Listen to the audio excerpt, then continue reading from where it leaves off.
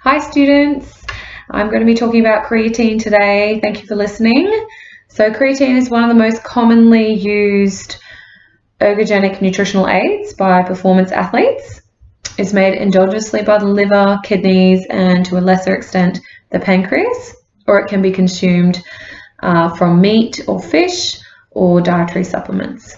So creatine serves as an energy substrate for the contraction of skeletal muscle and for cells with high energy necessities that utilize creatine in its phosphocreatine form. So phosphocreatine aids as a form of phosphate in the ATP process and could be beneficial for increased energy requirements in high intensity type exercises.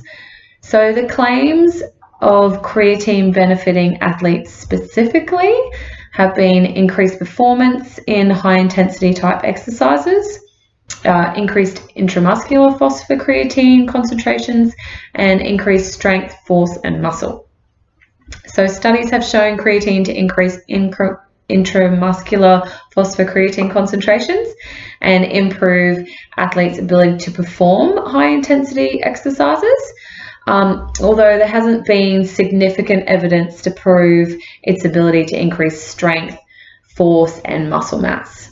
So creatine has been shown to increase weight in study subjects, although this is likely due to water retention from its osmotic effects and not muscle mass increase specifically.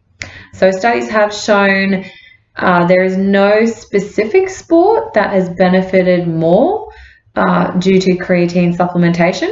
However, the literature supports creatine supplementation as beneficial in increasing performance, specifically in types of high intensity exercise, resistance, and weight type training.